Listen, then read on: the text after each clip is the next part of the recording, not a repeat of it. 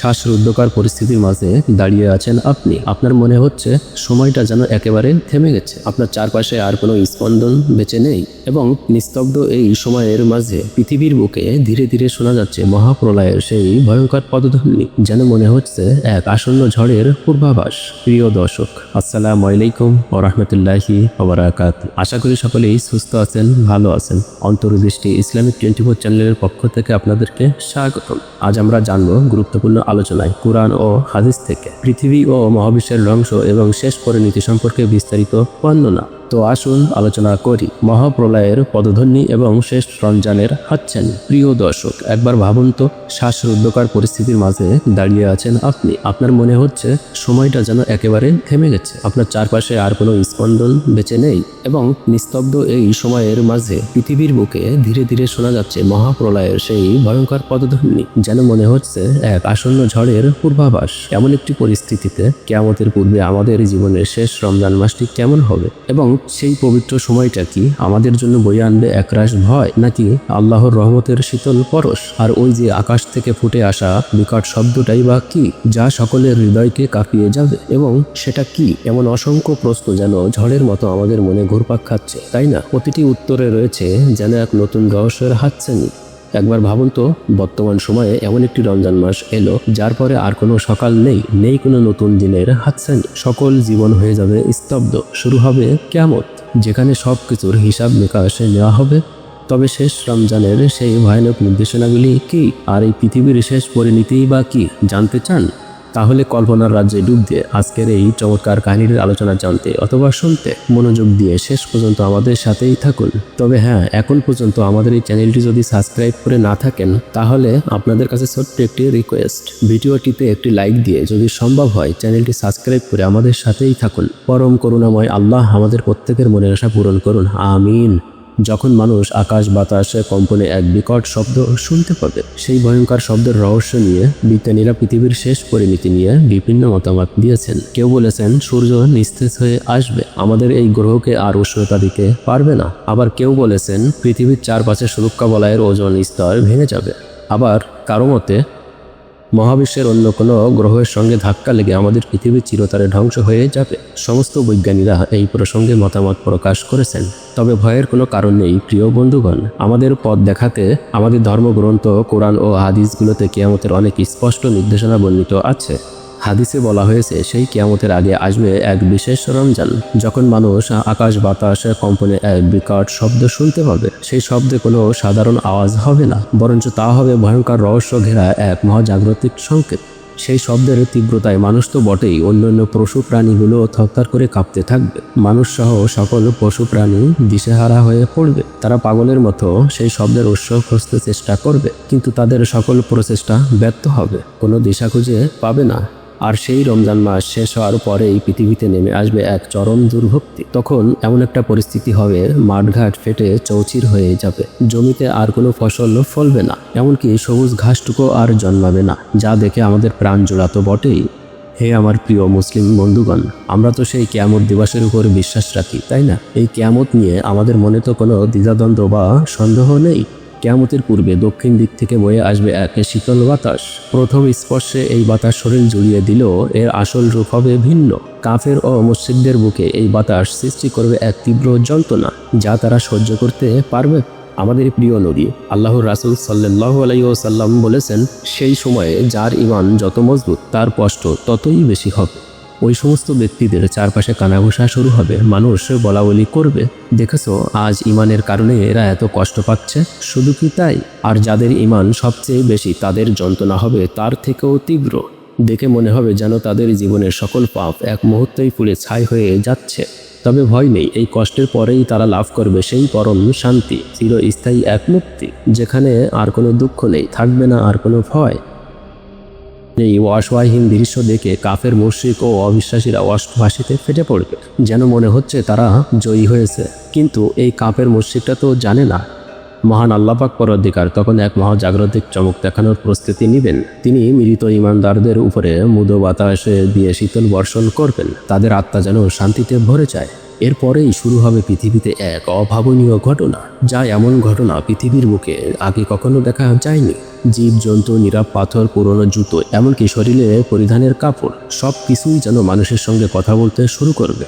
তো সকলেই একবার ভাবুন তো, যদি কোনো প্রতিবেশী অন্য প্রতিবেশীর বাড়ি থেকে কিছু চুরি করে এবং নির্লজ্জের মতো অস্বীকার করে, তখন ঘরের জিনিসপত্র নিজেরাই সাক্ষী দেবে ওই লোকের বিরুদ্ধে। জিনিসপত্রগুলোই আপনা আপনিই বলবে, না, সে মিথ্যা বলছে, আসল জিনিসটা তো এই ঘরের মধ্যেই আছে। তখন মানুষের ভিতরে লুকানো সব কিছুই যেন কাচের আয়নার মতো উজ্জ্বল হয়ে যাবে। তখন থাকবে না আর কোনো গোপনীয়তা লুকানো, সব কিছুই তাদের চোখের সামনে স্পষ্ট হয়ে যাবে। এরপরেই ঘটবে সেই মর্মান্তিক ঘটনা। পৃথিবীর বুক থেকে এক এক করে সকল ইমানদারদেরকে তুলে নেওয়া হবে। সে যেন এক অদৃশ্য হাতের ইশারায় তারা যেন আল্লাহর পথে যাত্রা শুরু করবে। এর ফলস্বরূপ পৃথিবীতে প্রতিষ্ঠিত হবে এক নিষ্ঠুর অন্ধকারের শাসন, যেখানে ন্যায় বিচারের বিন্দুমাত্রা লেশ থাকবে না। তখন ওই অন্ধকার সময়ে পবিত্র কাবাঘর ভেঙে চুরমার করে দেবে। আল্লাহর ঘরটা যেন আজ অভিভাবকহীন। এই কাবাঘরে হজ যাত্রা, যা ছিল মুসলমানদের জীবনে এক পরম স্বপ্ন, তখন তা চিরতরের জন্য বন্ধ হয়ে যাবে। শুধুই তাই নয়, ওই অন্ধকার সময়ে মানুষের হৃদয় থেকে এবং কাগজের পাতা থেকে কোরআনের পবিত্র বাণীগুলো মুছে যাবে। সে যেন এক নীরব অভিশাপ নেমে আসবে। এমনকি যাদের অন্তরে কোরআনের আয়াত মুখস্থ ছিল, তাও ধীরে ধীরে তা বিলুপ্ত হয়ে যাবে। এটাই কি শেষ? না, তাদের স্মৃতি থেকেও আলো সরে গিয়ে সেখানে জমা হবে অন্ধকার। তখন মানুষ পবিত্র কোরআন খুলে দেখবে, সেখানেও কিছু নেই। সমস্ত পাতাগুলো যেন একেবারে সাদা হয়ে আছে, কারণ মৃদু বাতাস এসে সকল বিশ্ববাসীকে পরম যত্নে উঠিয়ে নিয়ে যাবে। তাদের স্থান হবে আল্লাহর সন্নিধিতে। এরপরেই পৃথিবীতে নেমে আসবে এমন এক চরম মুহূর্ত, যখন আল্লাহর নাম নেওয়ার মতন একটি মানুষও আর জীবিত থাকবে না। চারিদিকে শুধু হাহাকার আর শূন্যতা বিরাজ করবে। সেই চরম দুর্ভোগের সময় মানুষ তাদের ভুল বুঝতে পারবে। তখন অনুতপ্ত হৃদয়ে আফসোস করে বলবে, হায় আফসোস, কেন আমরা আমাদের পূর্বপুরুষদের সেই ভুল পথে চলেছিলাম, আর কেনই বা সেই মিথ্যা ধর্ম ও মূর্তি পূজাকে আঁকড়ে ধরেছিলাম। যদিও বা তখন সেই তাদের কাকুতি মিনতি ও অনুশোচনা কোনো কাজেই আসবে না। কিয়ামতের সেই ভয়াবহ সময়ে পৃথিবীতে কোনো মুশরিক খুঁজে পাওয়া যাবে না, সবাই হয়ে যাবে নাস্তিক। তখন সকলেই হয়ে যাবে স্রষ্টায় অবিশ্বাসী। তারা যেন তখন নিজেরাই নিজেদের ধ্বংস ডেকে আনবে। এমন এই পরিস্থিতিতে তাদের জীবনের আর কোনো আশা অবশিষ্ট থাকবে না। তবে হ্যাঁ, সেই কঠিন সময়ের মাঝেও এক চিলতে আশা দেখা যাবে। ওই আশার আলোটি কিয়ামতের পূর্বে সিরিয়াতে কিছু শান্তি প্রতিষ্ঠিত হবে। সে যেন এক উথাল সাগরে জেগে উঠবে এক সবুজ দ্বীপ। সেই শান্তির খোঁজে শান্তিপ্রিয় মানুষ দলে দলে সেখানে আশ্রয় নেওয়ার জন্য ছুটে যাবে। শুধুমাত্র মধ্যপ্রাচ্য তাই নয়, সুদূর ইউরোপ, আমেরিকা থেকে অসংখ্য মানুষ সিরিয়াতে যাওয়ার স্বপ্ন দেখবে। তাদের মনে আশা জাগবে, সেখানে গিয়ে তারা একটু স্বস্তির নিঃশ্বাস ফেলতে পারবে, এমনকি জীবনের এক নতুন মানে খুঁজে পাবে। কিন্তু তাদের বিধিলিপিত অন্যরকম। সেই শান্তি বেশি দিন টিকবে না, যেন ক্ষণিকের অতিথির মতো। এরপরেই একদিন জিলহজের 10 তারিখের সেই এক রাতে, সে এক রাতের দুর্ভোগ, রাতের অন্ধকার যেন আর শেষ হবে না। সেই এক অনন্ত নিখোঁজ কালো অন্ধকারের রাতের বুকে চিরতরে ভোরের আলো ফোটার আর কোনো সম্ভাবনাই যেন নেই। এমন একটি পরিস্থিতিতে ঘুমন্ত শিশুরাও ঘুম থেকে জেগে ভয়ে কান্নাকাটি করতে থাকবে, যেন কোনো অশুভ ছায়া তাদের ঘিরে রেখেছে। শুধু কি তাই, গরু, মহিষ আর উঠানে বাঁধা গৃহপালিত পশুগুলো ও মাঠের পশু সবাই ভয়ে চিৎকার করতে থাকবে, যেন তারা এক ভয়ানক বিপদের পূর্বাভাসের আভাস পাচ্ছে। তারপরেই সেই ঘোর অমাবস্যা কাটার পরেই প্রকৃতির নিয়ম ভেঙে দিয়ে এক অদ্ভুত ঘটনা ঘটবে। ওই অন্ধকার সময়ের 3 কিংবা 4 দিন রাত্র অতিক্রম হওয়ার পরেই তখন দিগান্তর পশ্চিমে দেখা যাবে এক অভাবনীয় দৃশ্য, যেটা ভাবতেই গা শিউরে উঠবে। তখন পশ্চিম দিক থেকে সূর্য উঠবে। এই মহাজাগতিক পরিবর্তন দেখে সমস্ত মানুষ ভীতু হয়ে কাঁপতে শুরু করবে ও তাকিয়ে থাকবে। আল্লাহ তাআলা তার পবিত্র কোরআনে ঘোষণা করেছেন, যখন কিয়ামতের সেই প্রতিশ্রুতির সময় নিকটবর্তী হবে, তখন তিনি এক প্রাণীর প্রকাশ করবেন, যে মানুষের সঙ্গে কথা বলবে। এই প্রাণীটির শারীরিক গঠনে 7 প্রকার প্রাণীর বৈশিষ্ট্য থাকবে। সে যেন এক রহস্যময় সৃষ্টি। তার মুখ হবে দেখতে মানুষের মতো, যা জ্ঞান ও প্রজ্ঞার প্রতীক ও কষ্টের পথ পাড়ি দেওয়ার ইঙ্গিত দেয়। এবং প্রাণীটির পাগুলো হবে উটের মতন, ঘাড় হবে ঘোড়ার মতন এবং লেজ হবে গরুর মতো, আর পাঁজরগুলো হবে যেন বাঘ ও সিংহর মতো, এবং হাতগুলো হবে বানরের মতো, যা দেখে বুদ্ধিমত্তা ও কৌশল নির্দেশ করে। শুধু কি তাই, তার শক্তি ও গতির প্রকাশ। এই বিচিত্রকার প্রাণীটি হবে আল্লাহ তাআলার সৃষ্টির এক অনুপম নিদর্শন, যা মানুষকে তার অসীম ক্ষমতা ও মহিমা স্মরণ করিয়ে দেবে। পশ্চিম দিগন্ত থেকে সূর্য উদয়ের পর সমস্ত মানুষ দিশেহারা হয়ে পড়বে। এমন একটি পরিস্থিতিতে তাদের হৃদয় ভয়ে কাঁপতে থাকবে। এরপরেই ঘটবে আরেকটি অলৌকিক ঘটনা। তখন পবিত্র মক্কা নগরীর মক্কা ও সাফা পাহাড় ফেটে যাবে, আর সেই ফাটল থেকেই বেরিয়ে আসবে এক আশ্চর্যজনক প্রাণী। এই প্রাণীটি সাধারণ কোনো পশু নয়, বরঞ্চ সে মানুষের সঙ্গে স্পষ্ট ভাষায় কথা বলবে। এই প্রাণীটি সত্য ও মিথ্যার পার্থক্য তুলে ধরবে এবং তার হাতে থাকবে হযরত মুসা আলাইহিস সালামের সেই বিখ্যাত লাঠি, যা দিয়ে তিনি সমুদ্রকে দ্বিখণ্ডিত করেছিলেন, এবং হযরত সুলাইমান আলাইহিস সালামের সেই আংটি, যা দিয়ে তিনি জিন ও প্রকৃতির উপর আধিপত্য বিস্তার করতেন। এই প্রাণীটির গতি এত দ্রুতগামী হবে যে কোনো মানুষ কিংবা দ্রুতগামী যানবাহন তার সঙ্গে পাল্লা দিতে পারবে না। সে এক মুহূর্তের মধ্যে পুরো পৃথিবী চক্কর দিতে পারবে। এভাবেই করেই কিছু সময় চলতে থাকবে। এরপরেই সে প্রত্যেক মানুষের কপালে একটি বিশেষ চিহ্ন এঁকে দেবে। ওই চিহ্নটা হবে যারা বিশ্বাসী তাদের কপালে চাঁদের আলোর মতো উজ্জ্বল হয়ে উঠবে, যা দেখে বোঝা যাবে তারা হেদায়েতের পথে আছে।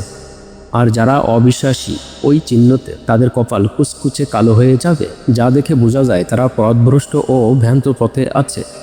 আসলে এই বিশেষ ঘটনাটি ঘটবে পৃথিবীর দক্ষিণ প্রান্ত থেকে সেই মৃদু বাতাস আসার পূর্বেই। এরপরেই যাদের কপালে স্পষ্ট করে ঈমানদার লেখা থাকবে এবং যাদের চেহারা আল্লাহর নূরে ঝলমল করবে, তখনই দক্ষিণ দিক থেকে আসা সেই বাতাস তাদের স্পর্শ করবে। এই বাতাসটি কোনো সাধারণ বাতাস হবে না, বরঞ্চ তা হবে আল্লাহর পক্ষ থেকে এক বিশেষ রহমত। এই বাতাসটা এতটাই শান্তিময় থাকবে যে তাদের শরীরে ও মনে শান্তি এনে দেবে। শুধু কি তাই, বরঞ্চ তারা পরম শান্তিতে মৃত্যুবরণ করবে। তাদের মৃত্যুটা হবে খুবই শান্তিপূর্ণ এবং কষ্টহীন বটেই, যেন তাদের দেখে মনে হবে তারা গভীর ঘুমে তলিয়ে যাচ্ছে। সুতরাং আমরা এই ঘটনা থেকে জানতে পেরেছি আল্লাহ পাক পরদিকার এখানে বলছেন যে এই ঈমানের পথে জীবনযাপনকারীদের জন্য আল্লাহ তাআলার বিশেষ দয়া ও অনুগ্রহ রয়েছে। সুবহানাল্লাহ। এভাবে করেই চলতে থাকবে কিছু সময়। এর কিছুদিন পরেই দক্ষিণ দিগান্ত থেকে এক ভয়ঙ্কর দৃশ্য উন্মোচন হবে, যেটা হবে আগুনের এক বিশাল কুণ্ডু যেন ক্ষুধার্ত হায়নার মতো তেড়ে আসবে মানুষের দিকে। সেই লেলিহান আগুনের বিশাল শিখা সকাল থেকে দুপুর পর্যন্ত সকল মানুষদেরকে তাড়িয়ে নিয়ে বেড়াবে। এই পরিস্থিতি দেখে জীবন বাঁচানোর তাগিদে তখন সবাই তীব্র গতিতে ছুটতে থাকবে। এভাবে করেই ছুটতে থাকবে। যখন মানুষের শরীর আর চলবে না, নিস্তেজ হয়ে আসবে, ক্লান্ত হয়ে আর দৌড়াতে পারবে না, তখন যেন সেই আগুনের কুণ্ডুটা ক্ষণিকের জন্য থেমে যাবে। এই বিরতি দেখে মানুষ হাঁপাতে হাঁপাতে মাটিতে লুটিয়ে পড়বে সামান্য একটু বিশ্রামের আশায়। কিন্তু তাদের সেই বিশ্রাম দীর্ঘ হবে না। সামান্য একটু বিশ্রাম নেওয়ার পরেই রাতের আঁধার ঘনিয়ে আসার সঙ্গে সঙ্গেই সেই আগুন আবার তাদের তাড়া করতে থাকবে। এভাবে করেই দিনের পর দিন, রাতের পর রাত জীবন বাজি রেখে ছুটতে ছুটতে মানুষ একসময় সিরিয়ার ভূমিতে এসে আশ্রয় নেবে। তখন সবথেকে আশ্চর্যের বিষয় হলো, সেখানে যখন সবাই একত্রিত হবে, যেই আগুনের কুণ্ডু এতক্ষণ তাদের তাড়া করছিল, তখন সেই আগুনের কুণ্ডু রহস্যজনকভাবে অদৃশ্য হয়ে যাবে। সে যেন এক কোনো অদৃশ্য শক্তি তাকে থামিয়ে দিয়েছে। এভাবেই যখন আগুনের কুণ্ডুটিও অদৃশ্য হয়ে গেল, তখন কিছু মানুষ নিজ নিজ গৃহে ফিরে যাবে। কিন্তু এর মধ্যে অনেকেই সিরিয়ার শান্তিপূর্ণ ভূমিতে থেকে যাওয়ার সিদ্ধান্ত নেবে, হয়তো নতুন করে জীবন শুরু করার আশায়। তখন তাদের মনে আশা জাগবে যে কঠিন সময়ের পরেই আসে শান্তির সুবাস। এভাবেই করেই চলতে থাকবে কিছু সময়। আসন্ন কিয়ামতের পূর্বে সিরিয়া হয়ে উঠবে পৃথিবীর বুকে একমাত্র শান্তিময় আশ্রয়ের স্থান। সে যেন উথাল সমুদ্রে এক সবুজ দ্বীপ, যেখানে জীবনের কোলাহল থেমে এক শান্তিময় নীরবতা বিরাজ করবে। এই আগুনের কুণ্ডুটিই হবে কিয়ামতের পূর্বের শেষ নির্দেশনা। এই ঘটনার পরেই থাকবে না আর কোনো সুযোগ, শুরু হবে মহাপ্রলয়, পৃথিবীর শেষ। তখন আর থাকবে না কোনো ভুল সংশোধন করার সুযোগ। তারপরেই মুহররম মাসের 10 তারিখ এক শুক্রবারে হযরত ইসরাফিল আলাইহিস সালাম আল্লাহ তাআলার নির্দেশে তখন সিংহায় ফুঁক দেবেন। সেই ফুৎকারের তীব্রতা এতই বিকট থাকবে যে আকাশ বাতাস সমুদ্র সবকিছু প্রকম্পিত হবে। ইসরাফিল আলাইহিস সালামের ওই ফুৎকারে চোখের পলকেই এই সুন্দর পৃথিবী ধ্বংস হয়ে যাবে। এভাবে করেই এই মহাবিশ্বের সমস্ত কিছু তছনছ করে দেওয়া হবে। এ যেন এক নতুন যুগের সূচনা, যেখানে সব কিছুরই হিসাব নিকাশ নেওয়া হবে। যে আল্লাহ পাক পরদিকার ন্যায় বিচারক এবং তিনি শেষ বিচারের দিনের মালিক। শুধু কি তাই, আল্লাহ তাআলা তার পবিত্র কোরআনে স্পষ্টভাবে ঘোষণা করেছেন। এখানে আল্লাহ পাক পরদিকার বলছেন, যেদিন সিংহায় ফুঁক দেওয়া হবে তখন আকাশমণ্ডলী ও পৃথিবীতে যারা আছে তারা সবাই বেহুশ হয়ে পড়ে থাকবে। সূরা আল জুমার তবে অবশ্যই পরম করুণাময় আল্লাহ তাআলা যাদেরকে রক্ষা করতে চান শুধু তারাই সেই ধ্বংসশিলা থেকে রক্ষা পাবে। সে যেন এক নতুন যুগের অপেক্ষায় তারা। এবং এরপরেই আল্লাহ তাআলার হুকুমে হযরত ইসরাফিল আলাইহিস সালাম দ্বিতীয়বারের মতো সিংহায় ফুঁক দেবেন। সেই ফুৎকারের সঙ্গে সঙ্গেই শুরু হবে মহাপ্রলয় কিয়ামত। এই মহাপ্রলয়ে শুরু হবে এক নতুন যাত্রা শুরুর পূর্বাভাস, যেখানে প্রত্যেক মানুষ তার কৃতকর্মের ফল ভোগ করবে। অর্থাৎ এখানে আমরা যেটা বুঝতে পেরেছি, সমস্ত মানুষ আমল আখলাতের উপরে ডিফেন্ড করে সেই কিয়ামতের ময়দানের প্রতিফল ভোগ করবেন। তো আসুন দেখি এ ব্যাপারে আল্লাহ পাক পরদিকার সূরা জুম্মায় কি বলছেন। এখানে আল্লাহ পাক পরদিকার বলছেন, তারপর আবার সিংহায় ফুঁক দেওয়া হবে, তখন তারা দাঁড়িয়ে তাকিয়ে থাকবে। অর্থাৎ এখানে আল্লাহ পাক পরদিকার দ্বিতীয়বার সিংহার ফুৎকারের কথা বলছেন। সেই সময় সবকিছু এত দ্রুত ঘটবে যে কোনো মানুষ মুখে খাবার তোলার সময়টুকু পাবে না, এমনকি কাপড় পরা শুরু করলেও তা শেষ করতে পারবে না। হযরত ইসরাফিল আলাইহিস সালামের সেই বিকট ফুৎকারে পুরো পৃথিবী যেন এক লোহময় দুমড়ে মুছড়ে পড়বে। তখনই নেমে আসবে মহাপ্রলয়। তখন আকাশমণ্ডলী তার আপন রূপ হারিয়ে ফেটে যাবে। চন্দ্র, সূর্য, গ্রহ, নক্ষত্র সবকিছু ছিটকে গিয়ে জ্ঞান শূন্যতার মতো ঘুরতে থাকবে। এমনকি উঁচু উঁচু পাহাড় পর্বতগুলা তুলোর মতন উল্টে শুরু করবে। শুধু কি তাই, নদ নদী ও সমুদ্রের পানিগুলো এক নিমিষেই শুকিয়ে যাবে। মনে হবে যেন এক মহাজাগতিক নৃত্য শুরু হয়েছে। তো আসুন দেখি এ ব্যাপারে আল্লাহ পাক পরদিকার সূরা তাকবীরে কি বলছেন। এখানে আল্লাহ পাক পরদিকার বলছেন, যখন সূর্যকে গুটিয়ে নেওয়া হবে তখন নক্ষত্র সমূহ খসে পড়বে। এছাড়াও এ প্রসঙ্গে আল্লাহ পাক পরদিকার সূরা ওয়াকিয়ায় বলছেন, যখন পর্বতমালাকে চূর্ণ বিচূর্ণ করে উড়িয়ে দেওয়া হবে। তো আমরা এই ঘটনা থেকে জানতে পেরেছি এভাবেই করেই কিয়ামত প্রতিষ্ঠিত হবে। তো এই ব্যাপারে আমরা পরের প্রসঙ্গে একটু জেনে দেখি। সেদিন এটি তার অন্তরের সকল গোপন রহস্য ও পাপ প্রকাশ করে দেবে। সেই ভয়ঙ্কর কম্পনে সবকিছু লণ্ডভণ্ড হয়ে যাবে এবং জমিনের নিচে লুকানো বছরের পর বছরের অন্যায়, অত্যাচার আর পাপাচারগুলো যেন জীবন্ত হয়ে উঠবে। তখন এই দৃশ্য দেখে মানুষ ভয়ে বিস্মিত হয়ে একে অপরের দিকে তাকিয়ে বলবে, এই মাটির একই হলো, এতদিন ধরে যা গোপনে লুকানো ছিল আজ তা কেন সে প্রকাশিত করে দিচ্ছে। তখন তাদের মনে প্রশ্ন জাগবে, কেন আজ সবকিছু তাদের সামনে উন্মোচন হচ্ছে? কেননা তাদের কৃতকর্মগুলো আর লুকানোর জায়গা নেই, এমনকি লুকানো নেই, সকল কিছু প্রকাশিত হয়ে যাবে। তো আসুন দেখি এই ব্যাপারে আল্লাহ পাক পরদিকার সূরা জিলজালে কি বলছেন। এখানে আল্লাহ পাক পরদিকার বলছেন, যখন পৃথিবীকে তার প্রকম্পন দ্বারা প্রকম্পিত করা হবে এবং পৃথিবী তার ভিতরের বোঝা বের করে দেবে আর মানুষ বলবে এইটার কি হয়েছে, সেই দিন পৃথিবী তার সমস্ত খবর প্রকাশিত করবে। এরপরেই সেই ভয়ানক দিনে প্রত্যেক মানুষ তার জীবনের কৃতিকর্মগুলো দেখতে পারবে। যাদের সামান্যতম কাজও থাকবে সেটাও তারা দেখতে পারবে এবং যাদের সামান্যতম খারাপ কাজ থাকবে সেটাও তারা দেখতে বাধ্য হবে। সেই ভয়ঙ্কর দিনে কোনো কিছুই গোপন থাকবে না, সমস্ত কিছু প্রকাশিত হবে, যেন সব কিছুই একটি খোলা বইয়ের মতন তাদের সামনে উন্মোচন করা হবে। ওই ভয়ঙ্কর দিনের এত তীব্রতা যে গর্ভবতী নারীদের গর্ভপাত হয়ে যাবে এবং সময়ের আগে সমস্ত শিশুরা বৃদ্ধর মতন হয়ে যাবে, যেন এক মুহূর্তের জন্য জীবনের স্বাভাবিক গতি থেমে যাবে। এবং শুধু কি তাই, যেই ইবলিস শয়তান সর্বদাই মানুষদেরকে কুমন্ত্রণা দিত, সেও সেই দিন ভয়ে দিশেহারা হয়ে ছুটাছুটি করতে থাকবে। এমনভাবে ছুটাছুটি করবে যেন সে পালায়নের পথ খুঁজতে থাকবে এই শয়তান। এই দৃশ্য দেখেই মানব দানব জিন পরি সবাই ভয়ে জ্ঞান হারিয়ে ফেলবে। মনে হবে তারা যেন এক গভীর ঘুমে তলিয়ে গেছে। আর এভাবেই করেই পৃথিবীর সব কিছু ধীরে ধীরে মাটির 40 গজ নিচে চলে যাবে আর তখন নিচের মাটিগুলো উপরে চলে আসবে। সে যেন এক বিশাল পরিবর্তনের আসন্ন। পৃথিবীর বুকে থাকা সকল মৃতদেহ, গাছপালা, ঘরবাড়ি তখন সবকিছুই মাটির নিচে চাপা পড়ে যাবে। পুরো পৃথিবীর পরিণতি হবে এক সময়ের সবুজ শ্যামল পৃথিবী ধীরে ধীরে এক বিশাল রুক্ষ সমতল মরুভূমিতে পরিণত হবে, যেখানে থাকবে না প্রাণের কোনো চিহ্ন, থাকবে শুধু মরুভূমি আর মরুভূমি। তো আসুন দেখি এই প্রসঙ্গে আল্লাহ পাক পরদিকার পবিত্র কোরআনুল কারিমে কি বলছেন তা একটু জেনে নি। এখানে আল্লাহ পাক পরদিকার বলছেন, সেই দিন কিছু মুখ উজ্জ্বল হবে আর কিছু মুখ কালো হবে। সূরা আল ইমরান। ও এই প্রসঙ্গে সূরা আল কিয়ামায় আল্লাহ পাক পরদিকার বলছেন, সেই দিন মানুষকে তার আগের ও পরের সব কাজ জানিয়ে দেওয়া হবে। এছাড়াও এই প্রসঙ্গে আল্লাহ পাক পরদিকার সূরা আল কিয়ামায় বলছেন, এই মানুষেরই নিজের অঙ্গ প্রত্যঙ্গ সাক্ষী দেবে। এছাড়াও এই প্রসঙ্গে আল্লাহ পাক পরদিকার সূরা আত-তুরে বলছেন, বরঞ্চ তোমরা যা করতে তারই প্রতিদান পাবে। তো এই প্রসঙ্গে আমরা যেটা জানতে পেরেছি অবশ্যই আমরা সেই অনুযায়ী আমল করব ইনশাআল্লাহ। তো চলুন পরবর্তী প্রসঙ্গে একটু জেনে আসি। সেই মহাপ্রলয়ের মুহূর্তে যখন সব কিছুই ধ্বংস হয়ে যাবে, তখন মহান আল্লাহ তাআলার আরশ বাহিনীর 8 জন বিশেষ ফেরেশতা উপস্থিত হবেন। তাদের সঙ্গে থাকবেন প্রধান ফেরেশতা হযরত জিবরাইল আলাইহিস সালাম এবং হযরত মিকাইল আলাইহিস সালাম ও হযরত ইসরাফিল আলাইহিস সালাম, এবং এই বিশেষ 8 জনের মধ্যে মালাকুল মউত হযরত আজরাইল আলাইহিস সালাম। শুধু তাই নয়, সেই পাপিষ্ঠ শয়তানও তখনও জীবিত থাকবে, যে সমস্ত মানব জাতিকে পথভ্রষ্ট করার জন্য সর্বদাই চেষ্টায় রত ছিল।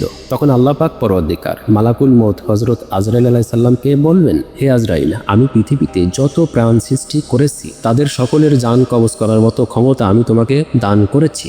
আজ তুমি তোমার সেই দায়িত্ব পূরণ করো। এবার যাও, তুমি সেই শয়তানের জান কবজ সম্পূর্ণ করো, যে আমার অবাধ্য হয়ে সমস্ত মানব জাতিকে বিভ্রান্ত করেছে।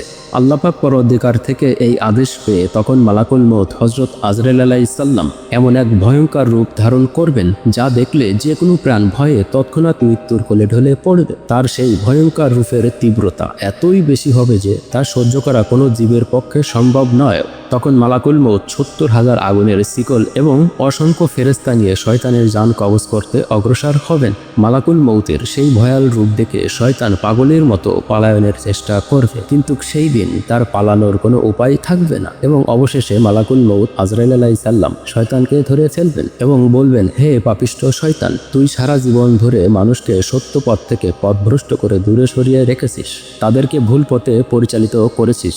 আজ তুই নিজের কর্মফল ভোগ কর। এমন একটি অবস্থায় মৃত্যুর হাত থেকে বাঁচার জন্য শয়তান তখন পুরা পৃথিবীতে পাগলের মতো ছুটাছুটি করতে থাকবে, যেন সে এক ভয়ঙ্কর গোলকধাঁধায় আটকে পড়েছে, কিন্তু পালানোর কোনো পথ সে খুঁজে পাবে না। মালাকুল মউত তার বিশাল বাহিনী নিয়ে বরাবর শয়তানকে আক্রমণ করতে থাকবেন। অবশেষে ক্লান্ত ও দুর্বল হয়ে ইবলিস শয়তান হযরত আদম আলাইহিস সালামের কাছে গিয়ে কাতর স্বরে বলবে, হে আদম, তোমার কারণে আজ আমার এই দুর্দশা, তুমি আমার সকল দুঃখ কষ্টের কারণ। এরপর আল্লাহর নির্দেশে ফেরেশতারা শয়তানকে ধরে জাহান্নামের ফুটান্ত লাভার মতো উত্তপ্ত পানীয় পান করাবেন। সেই ভয়ানক পিয়ালায় মুখ দিয়ে পানীয় পান করার সঙ্গে সঙ্গে শয়তান এমন মর্মান্তিক বিকটভাবে চিৎকার করবে যে সেই আর্তনাদ যেন পুরা পৃথিবীর মানুষ শুনতে পাবে। সে এক হৃদয় বিদারক ও ভয়ঙ্কর শব্দ। এরপরেই মালাকুল মউত সেই পাপিষ্ঠ শয়তানের জান কবজ করবেন এবং তার সকল অপকর্মের সমাপ্তি ঘটবে। এরপরেই মালাকুল মউত আল্লাহর আদেশে সকল ফেরেশতাদের জান কবজ করবেন, কারণ আল্লাহ পাক পরওয়ারদিগার ছাড়া কেউই চিরঞ্জীবী নয়। সব কিছু ধ্বংস হয়ে যাওয়ার পর আল্লাহ তাআলা জিজ্ঞাসা করবেন, আর কে জীবিত আছে? তখন মালাকুল মউত উত্তরে বলবেন, হে পরওয়ারদিগার, আপনি তো চিরঞ্জীবী, আপনি ছাড়া আমি মালাকুল মউত জীবিত আছি, আর কেউ জীবিত নেই। তখন আল্লাহ পাক পরওয়ারদিগার বলবেন, নিশ্চয়ই প্রত্যেক প্রাণীকেই মৃত্যুর স্বাদ গ্রহণ করতে হবে। এরপর আল্লাহ তাআলার নির্দেশে মালাকুল মউত নিজের জান নিজেই কবজ করবেন। সমস্ত পৃথিবী ধ্বংস হওয়ার পরেই ও সমস্ত জীবন শেষ হওয়ার পরেই দীর্ঘ 4000 বছর পর্যন্ত মহান আল্লাহ পাক পরওয়ারদিগার একাই থাকবেন। তখন আর কিছুই অস্তিত্ব থাকবে না, যেন এক মহাকালের শূন্যতা বিরাজ করবে। এই প্রসঙ্গে আল্লাহ পাক পরওয়ারদিগার সূরা আল ইমরানে বলছেন, প্রত্যেক প্রাণীকেই মৃত্যুর স্বাদ গ্রহণ করতে হবে। এবং এই প্রসঙ্গে সূরা আল মুমিনে আল্লাহ পাক পরওয়ারদিগার বলছেন, তিনি চিরঞ্জীবী, তিনি ছাড়া আর কোনো উপস্যা নেই। এই প্রলয়ের ধারাবাহিক বর্ণনা কোরআন ও হাদিসের আলোকে হয়েছে। এখানে কিয়ামতের পূর্বে সংঘটিত হওয়া বিভিন্ন ঘটনা, যেমন জিলহজ মাসের 10 তারিখ রাতের অন্ধকার ও পশ্চিম দিক থেকে সূর্য উদয় এবং সাফা পাহাড় ফেটে অদ্ভুত প্রাণীর আগমন, এছাড়াও ইমানদারদের কপালে চিহ্ন এবং সিরিয়ায় শান্তিপূর্ণ ও আগুনের কুণ্ড, তাছাড়াও ইসরাফিল আলাইহিস সালামের সিংহায় ফুৎকার এবং পৃথিবী ধ্বংসের কথা উল্লেখ করা হয়েছে। এবং এর পাশাপাশি বাকি পর্ব হাসরের ময়দান, মানুষের পুনর্জীবন ও হিসাব নিকাশ, এছাড়াও ফুলসিরাত এবং জান্নাত জাহান্নামের চিত্র তুলে ধরা হবে, যা কুরআন ও হাদিসের বর্ণনার উপরে ভিত্তি করে তৈরি করা হয়েছে। এই সমস্ত বিষয় নিয়ে পরবর্তী অংশে অচিরেই আপনাদের সামনে হাজির হব ইনশাআল্লাহ। হে আল্লাহ, আমরা আপনার কাছে কামনা বাক্য দোয়া করি, কিয়ামতের সেই কঠিন দিনে আপনি আমাদেরকে ক্ষমা করবেন এবং আমাদের ঈমানকে মজবুত করুন ও নেক আমল করার তৌফিক দিন। হে দয়াময়, আমাদের সকলকে সেই ভয়াবহ দিনগুলোর মুসিবত থেকে রক্ষা করুন। আমাদের পিতামাতা, পরিবার পরিজন এবং সকল মুসলিম উম্মাহকে ক্ষমা করে দিন। আমাদের সকলকে জান্নাতুল ফেরদাউসের মেহমান হিসেবে কবুল করুন এবং আপনার রহমতের চাদরে ঢেকে রাখুন। আমিন। প্রিয় দর্শক, এতক্ষণ আপনারা যে যেখান থেকে দেখছিলেন অথবা শুনছিলেন, আমাদের আজকের পরিবেশনায় অন্তর্দৃষ্টি ইসলামিক 24 চ্যানেলের পক্ষ থেকে সত্য প্রকাশে বিস্ময়কর ঘটনা। আশা করি আজকের ঘটনাটি আপনাদের অনেক ভালো লেগেছে এবং জীবনের সঠিক পথ চলার জন্য কিছু গুরুত্বপূর্ণ কথা জানতে পেরেছেন। এই ছিল আমাদের আজকের আলোচনায়। মানুষ হিসেবে কথা বলতে গিয়ে যদি কোনো ভুল ভ্রান্তি বেদবি হয়ে থাকে তবে অবশ্যই আপনারা আমাকে ক্ষমার দৃষ্টিতে দেখবেন। আপনাদের উৎসাহ এবং ভালোবাসা আমাদের পথ চলার অনুপ্রেরণা জাগায় এবং আমরা সর্বদাই চেষ্টা করি আপনাদের জন্য সুন্দর ও শিক্ষণীয় মূল্যবান কিছু বিষয় নিয়ে আলোচনায় আসতে, যা আপনাদের জীবনকে আরো আলোকিত করবে। আমাদের এই প্রচেষ্টা যদি আপনাদের ভালো লেগে থাকে তবে অবশ্যই আমাদের অন্তর্দৃষ্টি ইসলামিক 24 চ্যানেলটি সাবস্ক্রাইব করবেন এবং লাইক ও শেয়ার করতে ভুলবেন না, যেন যাতে এই মূল্যবান বার্তা আরো অনেকের কাছে পৌঁছে যায়। আপনাদের একটি মূল্যবান শেয়ারে, আপনাদের একটি লাইক, একটি শেয়ার এবং একটি সাবস্ক্রাইব অনেক মূল্যবান, যা আমাদের আরো ভালো কাজ করতে উৎসাহিত করবে। আমাদের সাথে থাকার জন্য অসংখ্য ধন্যবাদ। আশা করি খুবই শীঘ্রই নতুন কোনো শিক্ষণীয় বিষয় নিয়ে আপনাদের সামনে হাজির হব ইনশাআল্লাহ, যা আপনাদের জীবনকে আরো আলোকিত করবে এবং শুভকামনা করি সকলেই সুস্থ থাকবেন, ভালো থাকবেন এবং সবসময় অন্তর্দৃষ্টি ইসলামিক 24 চ্যানেলের সাথে ও আমাদের পাশে থাকবেন, এই প্রত্যাশা রেখেই আজকের মতো এখানেই বিদায় নিচ্ছি। আসসালামু আলাইকুম ওয়া রাহমাতুল্লাহি ওয়া বারাকাতুহু।